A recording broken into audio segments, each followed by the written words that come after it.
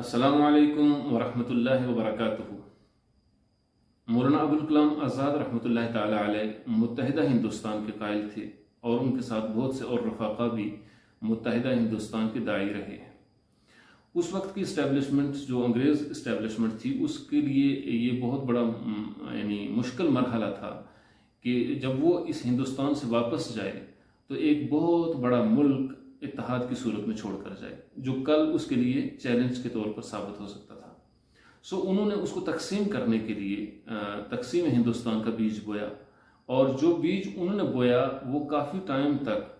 جب کوئی قدآور درخت نہ بن سکا تو پھر انہوں نے یہ نعرہ دیا اس وقت کی مسلمانوں کی قیادت کو کہ ہم ایک ملک بنا رہے ہیں جہاں لا الہ الا اللہ کا نفاذ ہوگا، یعنی پاکستان کا مطلب کیا؟ لا الہ الا اللہ۔ یہ نعرہ اسی طرح تھا جس طرح 2018 کے الیکشن سے پہلے پاکستان کو مدینہ کی ریاست بنانے کا نعرہ دیا گیا تھا۔ دونوں کو اقتدار ملا اور دونوں اپنے اپنے مقصد میں یعنی اقتدار کے حصول میں کامیاب ہوئے، لیکن دونوں نے اپنے اس نعرے سے مکمل طور پر پہلو تئی کا مظاہرہ کرتے ہوئے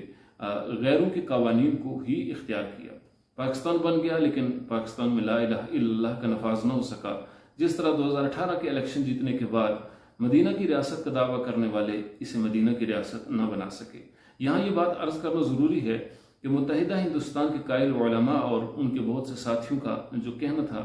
کہ پاکستان جب بن گیا ہے تو پھر یہ ہمارے لیے ایک مسجد کی حیثیت رکھتا ہے۔ مسجد کے بننے میں اختلاف ہو سکتا ہے اس کے سائز پر، اس کی جگہ پر، لیکن جب وہ بن چکی ہے تو وہ ہمارے لیے ایک مقدس جگہ ہے۔ اس کا تقدس اور اس کا احترام اور اس کی بقا کے لیے کوشش کرنا یہ ہم سب پر لازم اور ضروری ہے۔ مولانا ابوالکلام آزاد کا یہ کہنا کہ پاکستان تو بن گیا ہے لیکن اس پر ہمیشہ پنجاب کی اجارہ داری کو قائم رکھنے کی کوشش کی جائے گی، اور یوں پنجاب کی اجارہ داری کے لیے چھوٹے صوبوں کے حقوق طلب کیے جائیں گے۔ اس سے چھوٹے صوبوں کے اندر احساس سے محرومی پیدا ہوگا، اور جو احساس محرومی یعنی وفاق کے لیے اور اس کی اکائی کے لیے زہر قاتل ثابت ہوگا، اور یہی ہوا 1971 میں ملک دو لخت ہو گیا۔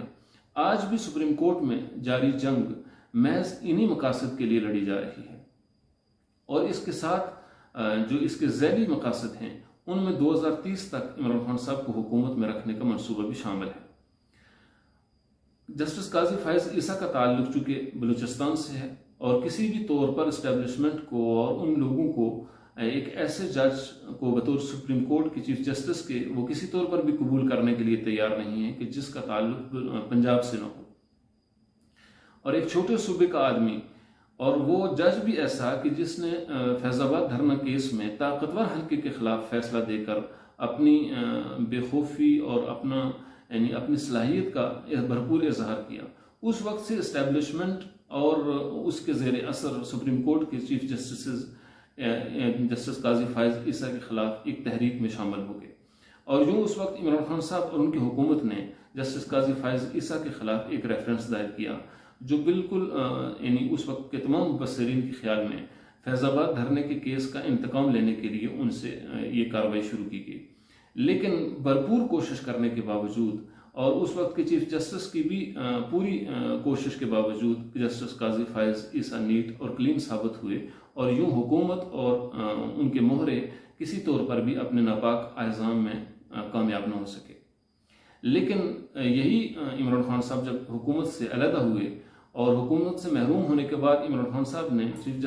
جسٹس قاضی فائز عیسیٰ کے حوالے سے گفتگو کرتے ہوئے بتایا کہ یہ بہت بڑی غلطی تھی کہ ہم نے ان کے خلاف ریفرنس دائر کیا۔ لیکن آج بھی یہ کوشش جاری ہے کہ کسی نہ کسی طریقے سے جسٹس قاضی فائز عیسیٰ کا راستہ روکا جا سکے، اور اس دوران بہت سے تجزیہ نگاروں کا خیال ہے کہ موجودہ چیف جسٹس اور عمران خان صاحب کے درمیان یہ کمٹمنٹ ہے کہ ان کو آئندہ اقتدار دینے کے لیے چیف جسٹس اپنا رول اور کردار ادا کرے، یوں حکومت بننے کے بعد موجودہ چیف جسٹس کو 3 سال کی توسیع دے کر ان کی اس نیکی کا بدلہ دیا جائے گا جو حکومت سازی میں وہ اپنا کردار ادا کریں گے۔ آج سپریم کورٹ میں ہونے والی ناانصافی اور زیادتی اور ظلم وہ اسی بنیاد پر قائم ہے کہ جہاں ایک چھوٹے صوبے کا آدمی کو چیف جسٹس بننے سے روکا جائے، وہاں ایک ایسے چیف جسٹس کو بھی نہ آنے دیا جائے جو غیر آئینی اور غیر قانونی کسی بھی قسم کے دباؤ کے بغیر फैसले करने से, यानी वो गैर आइनी और गैर कानूनी फैसले करने से गुरेजा रहते हैं और पूरे आइन और कानून के मुताबिक फैसले करते हैं, हाँ कितना ही ताकतवर तबका क्यों न हो उसके सामने मौजूद हो। जिसकी बड़ी मिसाल फैजाबाद धरना केस में जस्टिस काजी फायज ईसा का वो फैसला था।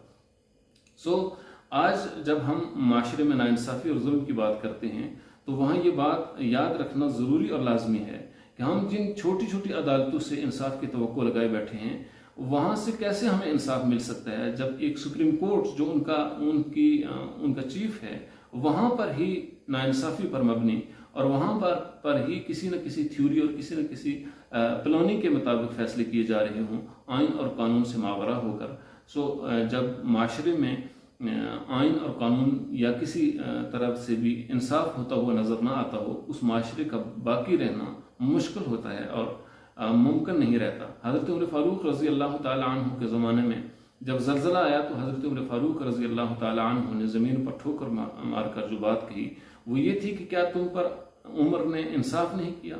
गोया इंसाफ बुनियादी चीज़ है माशरे के क़याम के लिए। अगर इससे बड़ी कोई चीज़ होती तो हज़रत उमर फ़ारूक फरमाते कि क्या तुम पर नमाजें नहीं पढ़ी जा रही, या तुम पर रोज़े नहीं रखे जा रहे ज़मीन पर, या ज़मीन पर हज और उम्रे नहीं हो रहे। इन चीज़ों का जिक्र नहीं किया बल्कि इंसाफ का जिक्र किया। अगर माशरे में और उसकी सबसे बड़ी अदालत में नाइंसाफ़ी हो रही हो तो वहाँ आम आवाम के लिए रिलीफ या आम आवाम के लिए बेहतरी के कैसे हालात पैदा हो सकते हैं।